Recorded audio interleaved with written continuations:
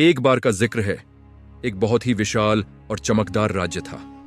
उस राज्य का बादशाह जफर खान अपनी दौलत, अपनी ताकत और अपने ऐश्वर्य के लिए पूरी दुनिया में मशहूर था। महल की ऊंची दीवारें, सोने से जड़ी खिड़कियां, रेशमी पर्दे और कीमती फर्श, हर चीज उसके वैभव की गवाही देती थी। लेकिन अजीब बात यह थी कि इतना सब होने के बावजूद बादशाह के दिल में एक अजीब सी बेचैनी रहती थी। रात को नींद नहीं आती, दिन में सुकून नहीं मिलता। कभी कभी अकेलापन ऐसा महसूस होता जैसे पूरा महल खाली हो। उसके पास सब कुछ था, मगर दिल का सुकून नहीं। एक दिन सुबह के समय जब हल्की हल्की धूप महल के ऊपर फैलना शुरू ही हुई थी, बादशाह अपनी बालकनी में खड़ा नीचे के बाजार को देख रहा था। उसी दौरान उसकी नजर एक फटे पुराने कपड़े पहने बूढ़े भिखारी पर पड़ी। वह भिखारी पेड़ की छाया में बैठा था, हाथ में मिट्टी का एक छोटा कटोरा और चेहरे पर अजीब सी संतुष्टि। बादशाह को हैरानी हुई, यह कैसे मुस्कुरा सकता है? इसके पास तो कुछ भी नहीं। उस भिखारी के चेहरे पर जो शांति थी वह बादशाह को चुभने लगी। इतनी गरीबी के बावजूद वह इतना संतुष्ट कैसे? बादशाह की जिज्ञासा बढ़ती गई। उसी समय महल के वजीर ने आकर कहा, हुजूर, आज के राजकाज के कागजात तैयार हैं। लेकिन बादशाह की नजरें अब भी भिखारी पर टिकी थीं। उन्होंने धीरे से कहा, वजीर, क्या तुम उस बूढ़े आदमी को देख रहे हो? वजीर ने देखा और बोला, हुजूर, वह तो एक साधारण भिखारी है। इसके चेहरे पर सुकून उसकी आदत है। गरीब लोग ऐसे ही जी लेते हैं। बादशाह ने सिर हिलाया, नहीं वजीर, उसके चेहरे पर जो है वह सिर्फ आदत नहीं, कोई राज है। मैं जानना चाहता हूं कि उसके पास ऐसा क्या है जो मेरे पास नहीं। वजीर ने चुपचाप बादशाह का चेहरा देखा। वह बेचैनी साफ झलक रही थी। कुछ पल तक सन्नाटा रहा। फिर अचानक बादशाह ने आदेश दिया, आज रात मैं खुद उस भिखारी से मिलूंगा, बिना किसी तामझाम के, बिना किसी पहचान के। मैं जानना चाहता हूं उसका सुकून कहां से आता है। वजीर घबराया, हुजूर, यह ठीक नहीं। एक बादशाह का भेष बदलकर जाना, यह खतरा। बादशाह ने उसे रोक दिया। खतरा अगर सुकून दे दे तो मैं उसे भी स्वीकार हूं। सूरज ढल चुका था। महल दूर से लाल रोशनी में चमक रहा था। बादशाह ने आम इंसान के कपड़े पहने, सिर पर साधारण पगड़ी और हाथ में बस एक छोटा सा थैला लिया। उसका दिल अजीब साहस और थोड़ी घबराहट से भरा था। क्या वाकई मैं सुकून पा सकता हूं? क्या यह भिखारी मेरे सवालों का जवाब देगा, या मैं कुछ ऐसा देखूंगा जो मेरी जिंदगी बदल देगा? धीरे धीरे वह महल से बाहर निकला और उस जगह पहुंचा जहां भिखारी रोज बैठा था। भिखारी उस समय आसमान की तरफ देखते हुए मुस्कुरा रहा था, जैसे कोई पुरानी दोस्ती हो उस खुले आसमान से। बादशाह का दिल अचानक जोर से धड़कने लगा। उसने हल्की आवाज में कहा, बाबा, क्या मैं आपके पास बैठ सकता हूं? भिखारी ने धीरे धीरे सिर घुमाया और बादशाह, जो उस समय एक साधारण आदमी के रूप में खड़ा था, को देखा। उसने मुस्कुराते हुए कहा, क्यों नहीं बेटा, यह जगह किसी की बपौती नहीं है, बैठ जाओ। बादशाह धीरे से उसके पास बैठ गया। जमीन ठंडी थी और हल्की हल्की हवा बह रही थी। भिखारी ने अपने फटे हुए थैले को एक तरफ किया और पूछा, तो बताओ, तुम यहां रात के इस वक्त क्यों आए हो? चेहरे से लगता है दिल में कोई बोझ है। बादशाह चौंका, क्या इतना साफ दिख रहा है? भिखारी हंसा, बेटा, दुनिया के बोझ सबसे पहले चेहरे पर ही उतरते हैं और तुम्हारे चेहरे पर बड़ा गहरा बोझ है। यह सुनकर बादशाह की आंखें थोड़ा नम हो गईं।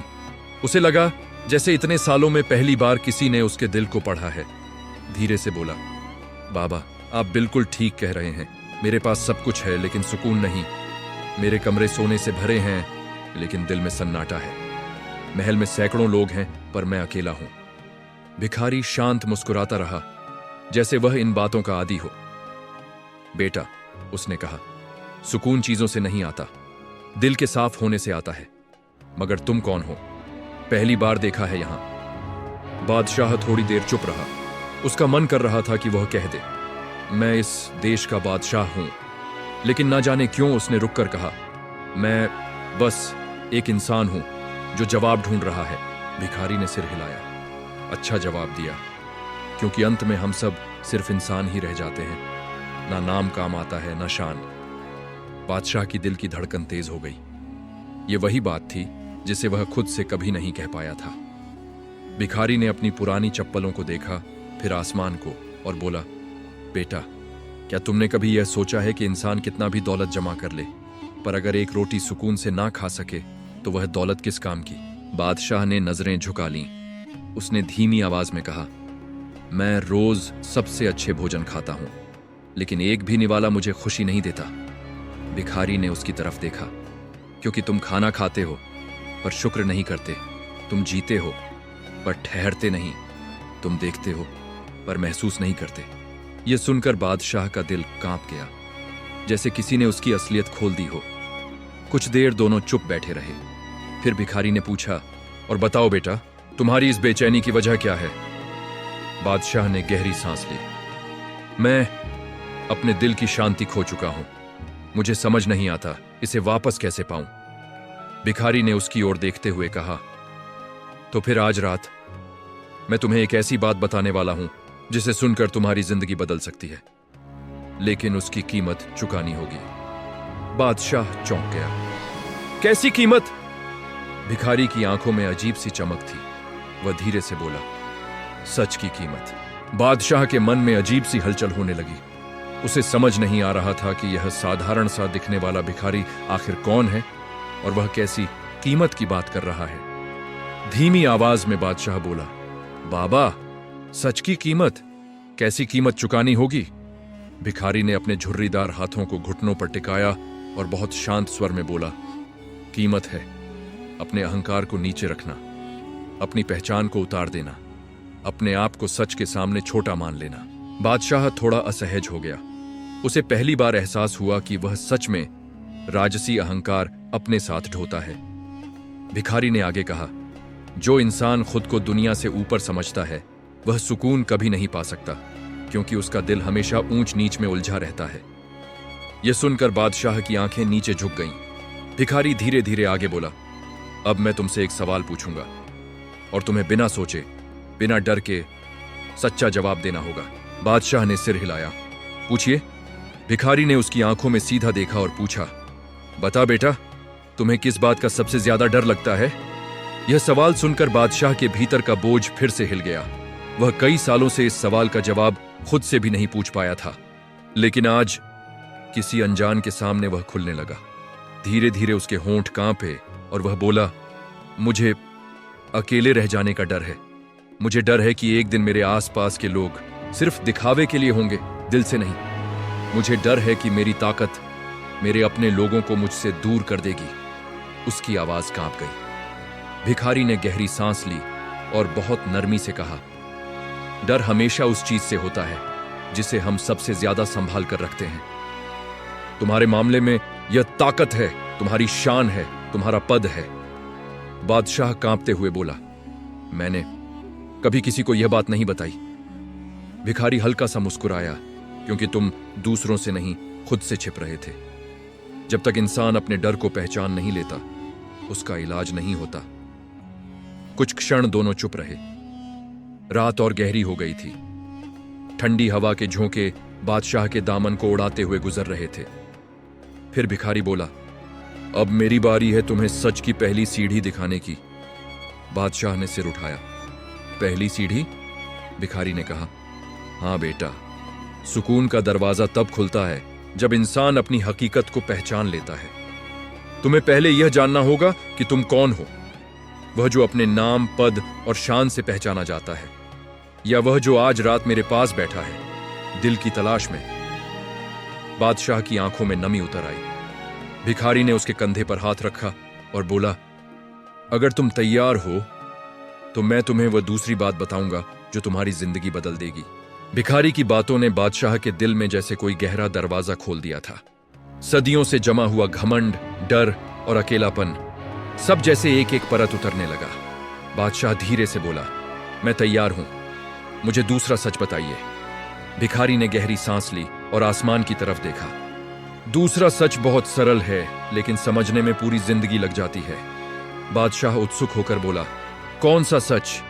भिखारी बोला, इंसान का असली सुकून दूसरे इंसान के काम आने में है। बादशाह चौंक गया।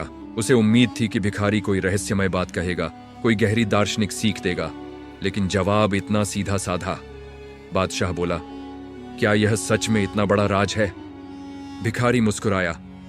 मुस्कुराना आसान है, लेकिन दिल से किसी की मदद करना, यह हर किसी के बस की बात नहीं। बादशाह शांत हो गया। भिखारी आगे बोला, तुम्हारे पास सब कुछ है, लेकिन किसी को देने का सुकून नहीं। तुम्हारे पास ताकत है, लेकिन उसके सही इस्तेमाल की समझ नहीं। तुम्हारे पास लोग हैं, लेकिन तुम उनसे दूर हो। बादशाह ने आंखें झुका लीं, क्योंकि हर शब्द उसके दिल में चुभ रहा था। भिखारी ने अपनी लाठी जमीन पर टिकाई और कहा, जब इंसान खुद में उलझ जाता है तो दुनिया की सारी दुआएं, सारी नेमतें, सारे खजाने भी उसके लिए बेकार हो जाते हैं। बादशाह ने धीमे स्वर में पूछा, तो मुझे क्या करना चाहिए? भिखारी बोला, आज रात के बाद तुम पहले उन लोगों से मिलो जिन्हें तुमने लंबे समय से नहीं देखा, उनसे भी जिनसे तुम्हें कोई मतलब नहीं। अपने दरवाजे गरीब के लिए जितना खोल सकते हो खोलो। अपने दिल से घमंड की धूल झाड़ो और लोगों के दिलों में जगह बनाओ। बादशाह की आंखें भर आईं। वह बोला, लेकिन मैं कैसे शुरू करूं? भिखारी ने कहा, किसी एक इंसान का दर्द सुनकर, किसी एक इंसान की जरूरत पूरी करके, किसी एक इंसान का बोझ हल्का करके। हवा एक पल को बिल्कुल थम गई, जैसे पूरी रात उस सीख को सुन रही हो। फिर भिखारी ने धीरे से कहा, याद रखना बेटा, राजा होना एक जिम्मेदारी है, शान नहीं। जो शान की तलाश में रहता है वह डर और अकेलेपन से कभी बाहर नहीं आता, लेकिन जो जिम्मेदारी निभाता है उसे पूरी दुनिया दुआएं देती है। बादशाह के दिल पर जैसे किसी ने हाथ रख दिया हो। उसने महसूस किया कि यह बात सच है। वह राज करता रहा, मगर कभी किसी के दिल में जगह नहीं बनाई। भिखारी ने उसे देखा और पूछा, क्या तुम सच में बदलना चाहते हो? बादशाह ने पूरी दृढ़ता से कहा, हां, अब मैं वही जीवन नहीं जीना चाहता। भिखारी हल्का मुस्कुराया, तो फिर रात अभी खत्म नहीं हुई है। सच का तीसरा और सबसे कठिन हिस्सा अभी बाकी है। बादशाह की धड़कनें तेज हो गईं। पहले दो सच्चाइयों ने ही उसकी सोच बदल कर रख दी थी, तो तीसरा सच कितना भारी होगा? भिखारी ने कुछ समय चुप रहकर बादशाह के चेहरे को देखा, जैसे वह उसके दिल का बोझ पड़ रहा हो। फिर उसने कहा, तीसरा सच इंसान के भीतर छुपे डर से जुड़ा है। बादशाह चौंक गया। डर? कौन सा डर? भिखारी बोला, वह डर जो इंसान को पूरी तरह जीने से रोक देता है। बादशाह के चेहरे पर परेशानी साफ थी। वह बोला, मुझे समझ नहीं आया। भिखारी ने धीमी आवाज में कहा, तुम्हारे भीतर एक आवाज है जो हर दिन तुमसे लड़ती है, जो कहती है कि अगर तुम बदलोगे तो शायद लोग तुम्हें कमजोर समझेंगे, शायद सम्मान खो दोगे, शायद राज छिन जाएगा। इसी डर ने तुम्हें कैद कर रखा है। बादशाह एकदम स्थिर हो गया। यह सच उसके दिल पर किसी वार की तरह लगा था। भिखारी आगे बोला, तीसरा सच यह है कि इंसान की सबसे बड़ी हार उसके अपने डर से होती है। हवा में गहरा सन्नाटा छा गया। बादशाह ने कांपती आवाज में पूछा, तो मैं इस डर को कैसे हराऊं? भिखारी ने मुस्कुराकर कहा, डर तब तक बड़ा लगता है जब तक इंसान उससे दूर भागता रहता है। जब वही इंसान डर की तरफ एक कदम बढ़ाता है, डर छोटा होने लगता है। बादशाह ने पहली बार यह बात इस गहराई से महसूस की। भिखारी बोला, तुम्हें डर लगता है कि लोग तुम्हारे खिलाफ हो जाएंगे अगर तुम दयालु बन गए, लेकिन सच्चाई यह है कि जिनके दिल में रहम होता है उनके पीछे पूरी दुनिया खड़ी होती है। बादशाह ने सिर झुका लिया। उसके हाथ हल्के कांप रहे थे। भिखारी ने अपनी लाठी से जमीन पर गोल घेरा खींचा और बोला, यह घेरा देखो, यह तुम्हारा डर है। तुम जितना इसके अंदर खड़े रहोगे उतना ही कैद रहोगे, लेकिन अगर इस घेरे से बाहर कदम रखा तो नई दुनिया मिलेगी, नया साहस मिलेगा, नई पहचान मिलेगी। बादशाह धीरे धीरे उस घेरे के बाहर आया। भिखारी की आंखों में एक चमक थी। उसने कहा, और यही तीसरा सच है, अगर इंसान खुद को बदलने का साहस कर ले तो उसकी तकदीर भी बदल जाती है। बादशाह ने गहरी सांस ली। पहली बार उसने महसूस किया कि उसके पास राज है, ताकत है, लोग हैं, लेकिन हिम्मत नहीं थी। अब वह समझ चुका था, अगर उसकी जिंदगी को सच में बदलना है तो उसे अपने डर से लड़ना ही होगा। भिखारी ने उठकर अपनी लाठी थामी और बोला, अब तुम तैयार हो, क्योंकि तीनों सच्चाइयां जानने वाला इंसान कभी पहले जैसा नहीं रहता। बादशाह की आंखों में चमक थी। उसने पूछा, इतनी गहरी बातें? आप कौन हैं? भिखारी मुस्कुराया। यह सवाल अगले हिस्से में बादशाह का दिल तेजी से धड़क रहा था। 3 सच्चाइयां सुनने के बाद वह खुद को एक नए इंसान की तरह महसूस कर रहा था, लेकिन एक सवाल उसकी आत्मा में चुभ रहा था। इतनी समझ, इतनी गहराई, आखिर ये भिखारी है कौन? भिखारी ने धीमी मुस्कान के साथ उसकी ओर देखा, जैसे वह इस सवाल की प्रतीक्षा कर रहा हो। कुछ पल की चुप्पी के बाद बादशाह बोला, मेरे राज्य में अनेक विद्वान हैं, संत हैं, दार्शनिक हैं।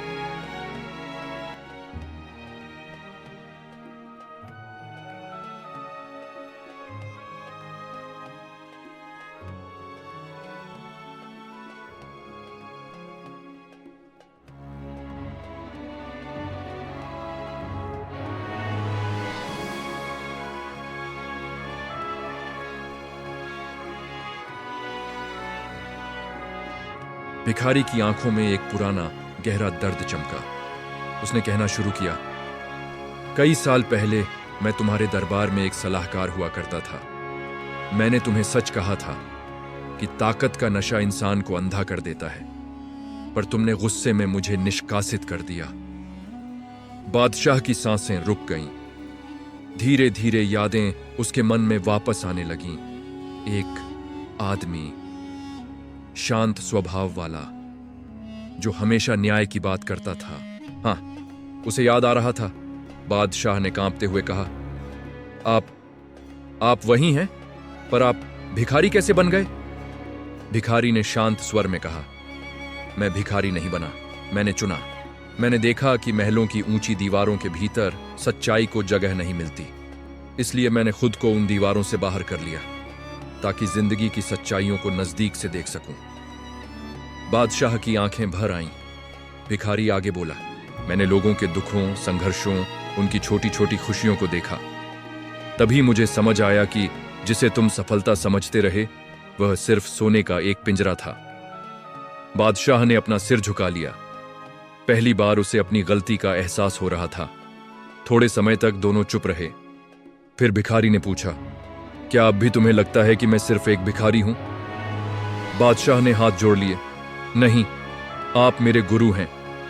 आपने आज मुझे वो चीज दे दी जो मैं राजपाट में रहते हुए भी नहीं पा सका, अपनी पहचान। भिखारी की आंखें नम हो गईं। उसने कहा, मैंने तुम्हें सजा देने के लिए नहीं लौटना था, मैं तुम्हें जगाने के लिए लौटा हूं, क्योंकि जिस राजा के दिल में डर रहता है, उसकी प्रजा कभी खुश नहीं रह सकती। बादशाह शांति से भिखारी के सामने झुक गया। उसने कहा, अब मैं सीखने को तैयार हूं, कृपया मुझे राह दिखाइए। भिखारी ने लाठी उठाई और धीमे स्वर में बोला, राह तो तुम्हें खुद चलनी होगी, मैं बस तुम्हें पहला कदम दिखाऊंगा। और इसी के साथ उनकी कहानी एक नए मोड़ पर पहुंच गई। भिखारी, या कहिए पुराने सलाहकार की बातें सुनकर बादशाह के मन में एक नई रोशनी तो जगी थी, लेकिन एक डर भी धीरे धीरे गहराने लगा था। क्या वह सच में बदल सकता है? क्या वह इतना मजबूत है कि अपने अहंकार को पीछे छोड़ दे? भिखारी ने उसकी झिझक महसूस कर ली।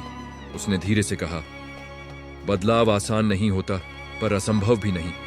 बस पहला कदम सच्चे दिल से उठाना होता है। बादशाह ने धीमी आवाज में पूछा, पहला कदम क्या है? भिखारी ने रत्ती की रोशनी में उसकी आंखों में देखा और बोला, सुनना। बादशाह चौंक गया। सुनना? मैं तो हमेशा लोगों की बातें सुनता हूं। भिखारी ने हल्की मुस्कान दी। तुम उनकी जुबान सुनते हो, दिल नहीं। एक राजा अगर अपनी प्रजा का दिल नहीं सुन पाए, तो वह कभी न्याय नहीं कर सकता। बादशाह को अपने मसलन, अपने आदेश और अपनी कठोरता याद आई। वह चुप हो गया। भिखारी ने आगे कहा, आज रात तुम्हारी असली परीक्षा शुरू होगी, तुम मेरे साथ चलो। बादशाह ने क्षण भर सोचा, पर फिर सिर हिला दिया। दोनों शहर के सबसे पुराने टूटे फूटे हिस्से की ओर जाने लगे। सड़कें उबड़ खाबड़ थीं, हवा में धूल थी और जगह जगह घास के ढेर बिखरे पड़े थे। पर उन अंधेरी गलियों में भी कुछ गरीब बच्चे हंसते खेलते दौड़ रहे थे। बादशाह ने हैरानी से पूछा, इतनी गरीबी में ये लोग हंस कैसे सकते हैं? भिखारी बोला, क्योंकि इनके पास उम्मीद है, और एक राजा की असली ताकत भी इन्हीं की उम्मीद में छिपी होती है। थोड़ा आगे बढ़ने पर दोनों एक जर्जर से घर के दरवाजे पर पहुंचे। अंदर से किसी बूढ़ी मां की खांसी की आवाज आ रही थी। भिखारी ने बादशाह की ओर देखा। तुम सोचते हो कि गुलाम, मजदूर, किसान ये सब तुम्हारा इंतजार करते हैं, पर असल में ये इंतजार करते हैं कोई उनकी पीड़ा सुनने आए। बादशाह का दिल भारी हो गया। भिखारी ने धीरे से दरवाजा खटखटाया। एक बूढ़ी मां ने दरवाजा खोला। वह कमजोर थी, पर उसकी आंखों में एक अजीब सी गर्माहट थी। भिखारी बोला, मां, यह मेरा एक पुराना दोस्त है। आप अपनी तकलीफें इसे बताना, शायद यह कुछ कर सके। बादशाह हैरान था। यह पहली बार था जब किसी ने उसे दोस्त कहा, राजा नहीं। बूढ़ी मां ने थके हुए स्वर में कहा, बाबू, कई दिनों से दवाई नहीं मिली।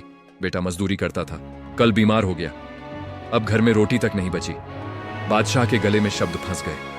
उसने सोचा, किसी ने मुझे बताया ही क्यों नहीं कि मेरे राज्य में लोग ऐसे जी रहे हैं। भिखारी ने शांत स्वर में उत्तर दिया, क्योंकि लोग तुम्हें डरते थे। तुम्हें डरते हुए अपनी बातें कैसे कह पाते। यह वाक्य बादशाह के सीने पर हथौड़े की तरह गिरा। उसने धीरे से बूढ़ी मां का हाथ थामा और कहा, आज से तुम्हें किसी चीज की कमी नहीं होने दूंगा। बूढ़ी मां ने आशीर्वाद भरी नजर से देखा और बादशाह की आंखें भर आईं। भिखारी ने हल्की मुस्कान के साथ कहा, याद रखना, एक राजा का असली राज उसके महल में नहीं, उसकी प्रजा की दुआओं में छिपा होता है। बादशाह ने गहरी सांस ली। अब वह समझ रहा था, सफलता ताज पहनने से नहीं, दिल कमाने से मिलती है। उस रात बूढ़ी मां के घर से निकलते हुए बादशाह का मन भारी भी था और हल्का भी। भारी इसलिए कि उसे अपने राज्य की सच्चाई पता चली कि उसके लोग कितनी मुश्किलों में जी रहे थे, और हल्का इसलिए कि पहली बार उसे लगा कि वह सच में कुछ बदल सकता है। रात की हवा ठंडी थी, चारों ओर सन्नाटा पसरा था, पर बादशाह के भीतर जैसे किसी नई आग ने जन्म ले लिया हो। चलते चलते उसने भिखारी से पूछा, मैंने इतने वर्षों तक कुछ नहीं देखा, क्यों? मैं इतना अंधा कैसे हो गया? भिखारी ने शांत स्वर में कहा, अहंकार आंखों पर पर्दा डाल देता है। जब इंसान खुद को सबसे ऊंचा समझने लगे तो वह सबसे छोटे दुख को भी नहीं देख पाता। थोड़ी देर चुप्पी छाई रही, फिर बादशाह बोला, अब मैं क्या कर सकता हूं? मेरे अंदर बदले की इच्छा तो है, पर रास्ता समझ नहीं आ रहा। भिखारी रुका, जमीन से एक सूखी टहनी उठाई और मिट्टी पर एक गोल घेरा खींच दिया। देखो बादशाह, वह बोला, यह घेरा तुम्हारी जिंदगी है। तुम इसके बीच खड़े होकर सिर्फ अपने चारों ओर घूमते रहे। तुमने कभी इससे बाहर झांकने की कोशिश ही नहीं की। बादशाह ध्यान से सुनता रहा। भिखारी आगे बोला, लेकिन आज रात तुमने पहली बार इस घेरे के बाहर कदम रखा है। यही बदलाव का असली आरंभ है। बादशाह ने गहरी सांस ली। वह समझ रहा था कि यह क्षण उसकी जिंदगी के सबसे महत्वपूर्ण लम्हों में से एक है। थोड़ी दूर चलते चलते वे एक थके हुए मजदूर के पास पहुंचे जो दीवार के सहारे बैठा था। उसके कपड़े फटे हुए थे, चेहरा पसीने और मिट्टी से भरा हुआ था। बादशाह ने पूछा, भाई, इतनी रात गए यहां क्यों बैठे हो? मजदूर ने थकी आवाज में कहा, हुजूर, रात भर काम किया, फिर भी मजदूरी नहीं मिली। घर जाऊं तो बच्चों के लिए रोटी नहीं मिली। और महल के चौकीदार ने कहा, सुबह आना, अभी बादशाह सो रहा है। बादशाह के दिल पर जोरदार चोट लगी। वह धीरे से बोला, अगर बादशाह जाग रहा होता तो क्या होता? मजदूर हंस नहीं पाया, बस टूटे हुए स्वर में बोला, तो शायद मेरी फरियाद सुन लेता। बादशाह एक कदम पीछे हट गया। उसे लगा जैसे धरती हिल रही हो। भिखारी ने धीमे स्वर में कहा, यही तो फर्क है राजा और बादशाह में। राजा गद्दी पर बैठकर राज करता है, पर बादशाह दिलों में बसा करता है। बादशाह की आंखें नम हो गईं। उसने मजदूर का हाथ थामा और कहा, आज से तुम्हारी मेहनत कभी बेकार नहीं जाएगी। मैं खुद देखूंगा कि मेरे राज्य में कोई भी मजदूर बिना हक के इंतजार न करे। मजदूर ने आश्चर्य से उसकी ओर देखा। उसे नहीं पता था कि उसके सामने वास्तव में बादशाह खड़ा है। भिखारी ने हल्की मुस्कान के साथ कहा, तुम आज बदल रहे हो बादशाह, और याद रखना, जो इंसान दूसरों का दुख देख लेता है वह कभी गलत रास्ते पर नहीं चलता। बादशाह ने आसमान की ओर देखा। ऐसा लग रहा था जैसे चांद भी आज उसे नई रोशनी दिखा रहा हो। उसके अंदर की नींद टूट चुकी थी। अब जागने का समय था। सुबह का पहला उजाला आसमान पर फैलना शुरू ही हुआ था। पक्षियों की हल्की हल्की आवाजें, हवा में मिट्टी की ताजगी और शहर के कोनों से उठती सुबह की सरसराहट, हर चीज बादशाह को नए नजरिए से दिख रही थी। महल के दरवाजे पर पहुंचते ही सिपाही और सेवक उसके कपड़े देखकर चौंक गए। किसी ने कल्पना भी नहीं की थी कि बादशाह रात भर शहर में घूम कर आएगा, लेकिन उसके चेहरे पर एक अजीब सी शांति थी, जैसे वह अब अपने असली सफर पर निकल चुका हो। महल में प्रवेश करते ही वजीर दौड़ता हुआ आया। जहां पनाह, आप कहां थे? हम सब परेशान हो गए थे, पूरी रात आपकी तलाश करते रहे। बादशाह शांत स्वर में बोला, मैं वहीं था जहां मुझे होना चाहिए था। वजीर उसकी बात नहीं समझ पाया, पर उसके चेहरे की गंभीरता देखकर चुप हो गया। बादशाह ने आदेश दिया, आज से दरबार का तरीका बदलेगा। पहले जनता की सुनवाई होगी, फिर हमारी बाकी बातें। वजीर हैरान हो गया। लेकिन हुजूर, वर्षों से ऐसा कभी नहीं हुआ, बादशाह ने दृढ़ नजरों से कहा। इसीलिए अब होगा। वह सीधा अपने कमरे में गया, आईने के सामने खड़ा हुआ और अपने चेहरे को देखा। रात भर धूल, पसीना, थोड़ी थकान, पर आंखों में चमक, एक जागी हुई आत्मा की। उसी समय भिखारी भी महल के दरवाजे पर पहुंचा। सिपाहियों ने उसे रोक लिया। क्या काम है यहां? भिखारी मुस्कुराया, मैं तो बस एक मेहमान हूं जिसे बादशाह ने खुद बुलाया है। सिपाही हंस पड़े। बादशाह किसी भिखारी को बुलाएगा? चल हट यहां से। लेकिन तभी बादशाह बाहर आया और जोर से बोला, उसे अंदर आने दो। महल की दीवारों ने पहली बार ऐसा आदेश सुना था। भिखारी अंदर आया और चारों तरफ देखकर बोला, बहुत बड़ा घर है बादशाह, लेकिन दिल उससे भी बड़ा होना चाहिए। बादशाह ने मुस्कुराते हुए कहा, आज से मैं यही सीखने की कोशिश करूंगा। फिर उसने वजीर को बुलाया और कहा, इस व्यक्ति को महल में सम्मान दिया जाएगा। यह मेरा सलाहकार नहीं, मेरा आईना होगा, जो मेरे सामने सच बोलेगा, चाहे वो कितना भी कठिन क्यों ना हो। दरबारियों के चेहरे सूख गए। उन्हें पहली बार लगा कि महल का माहौल बदलने वाला है, लेकिन यह तो बस शुरुआत थी। दोपहर होते ही बादशाह जनता के दरबार में पहुंचा। भीड़ इकट्ठा थी, हर कोई अपनी समस्या लिए खड़ा था। एक मजदूर ने कहा, हुजूर, हमारा मालिक हमें मजदूरी नहीं देता। एक बूढ़ी औरत बोली, मेरे घर के सामने की नाली जाम है, लेकिन कोई सुनता नहीं। एक नौजवान बोला, मैं पढ़ना चाहता हूं पर घर की हालत खराब है। पहली बार बादशाह ने महसूस किया कि असली राज करना सिर्फ ताज पहनकर नहीं होता, बल्कि लोगों के दुख समझकर होता है। उसने हर फरियाद को ध्यान से सुना, नोट किया और हर समस्या का समाधान तुरंत तय किया। भिखारी दूर खड़ा मुस्कुराता रहा। उसने धीरे से कहा, बदलाव का पहला दिन हमेशा कठिन होता है बादशाह, लेकिन सबसे खूबसूरत भी।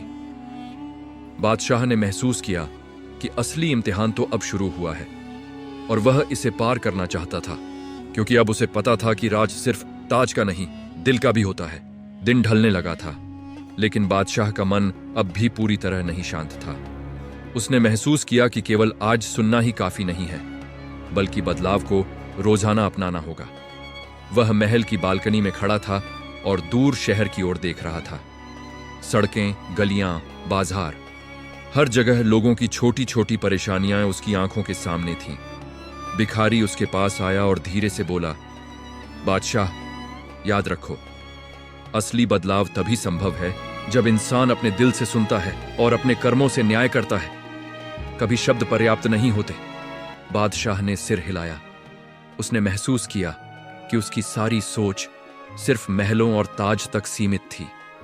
असली ताकत लोगों की खुशियों में छिपी थी।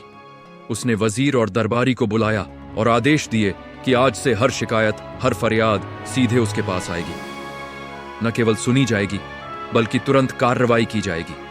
फिर उसने शहर की ओर रुख किया। वह गली गली गया, घर घर गया और हर व्यक्ति की बात ध्यान से सुनी। किसी गरीब का दुख, किसी बच्चे की चाह, किसी बूढ़े की तकलीफ, हर चीज उसकी आंखों के सामने थी। रात को महल लौटते हुए भिखारी ने कहा, बादशाह, तुमने आज जो पहला कदम उठाया है, वही असली कामयाबी की शुरुआत है। तुमने अपने अहंकार को पीछे छोड़ा और लोगों के दिलों को सामने रखा। यही राज है सफल और प्यारे राजा का।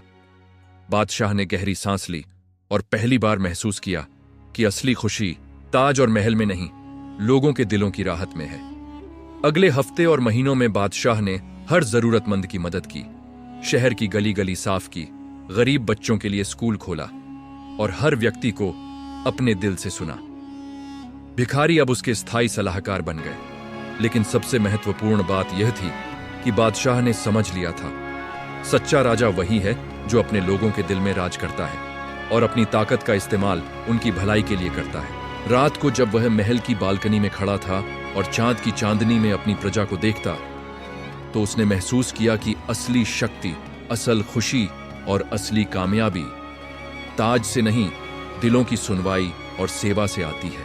अगर आपको यह वाकया पसंद आया हो तो कमेंट करें और सब्सक्राइब करें।